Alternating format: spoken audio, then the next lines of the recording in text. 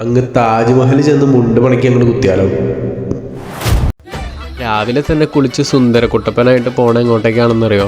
ലോകത്തിലെ തന്നെ 7 അത്ഭുതങ്ങളിലൊന്നായ താജ്മഹൽ കാണാൻ വേണ്ടിയാണ്. നമ്മൾ ഇന്നലെ താമസിച്ചത് ഈ ഹോട്ടലിലാണ്. 6 മാസം മുന്നേ ഓട്ടോ വാങ്ങിയെന്ന് പറഞ്ഞാൽ അവൻ്റെ ഒരു കുന്തളിപ്പ്. അവൻ ഈ ഓട്ടോ ഓടിച്ചു നോക്കണമെന്ന് പോലും. നമ്മുടെ നയീം ഭയ്യയുടെ ഓട്ടോയെ തന്നെ നയീം ഭയ്യ ഓടിക്കാൻ കൊടുത്തു.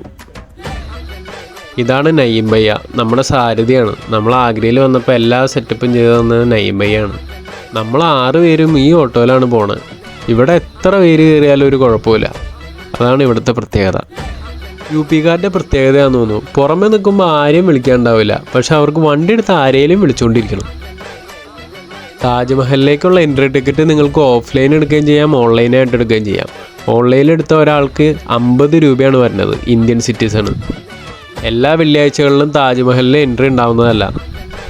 താജ്മഹലിലേക്ക് വരുമ്പോൾ നിങ്ങൾ പരമാവധി വെസ്റ്റ് ഗേറ്റ് വഴി എൻ്റർ ചെയ്യാൻ നോക്കുക.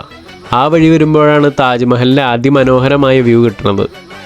എല്ലാവരോടും മുണ്ടെടുക്കണമെന്ന് പറഞ്ഞിട്ട് ആകെ എടുത്തത് ഞാനും ദൈവനും മാത്രമേ ഉണ്ടായുള്ളൂ. ലോകത്തിൻ്റെ എവിടെ ചെന്നാലും നമ്മളിതേ മലയാളികളാണെന്നറിയാൻ ഈ സാധനം മാത്രം മതി, വേറെ ഒന്നും വേണ്ട. ലോകത്തിലെ 7 അത്ഭുതങ്ങളിൽ ഒരു അത്ഭുതമെങ്കിലും കാണാൻ പറ്റിയ ഞങ്ങൾ ശരിക്കും ഭാഗ്യവാന്മാരാണ്. താജ്മഹൽ രാവിലെ 6 മണി തൊട്ട് ഓപ്പണാണ്. നിങ്ങൾ പരമാവധി നേരത്തെ വരാൻ നോക്കുക. നേരത്തെ വരികയാണെങ്കിൽ അത്യാവശ്യം തിരക്കില്ലാണ്ടും വെയിലും കൊള്ളാണ്ട് ഇത് കണ്ടു പോകാൻ പറ്റും. ഞങ്ങളൊരു 6:30 ആയിട്ട് എത്തിയിട്ടും നല്ല വെയിലായിരുന്നു. എത്ര വലിയ അത്ഭുതമാണെങ്കിലും അത്ഭുതത്തിലേക്ക് എത്തണ വഴി നല്ലതല്ലെങ്കിൽ പോയില്ലേ. ഞങ്ങൾ വരുന്ന വഴി നിറച്ച് ചാണകവും പശുവും ഈച്ചയും നിറഞ്ഞ വഴിയായിരുന്നു.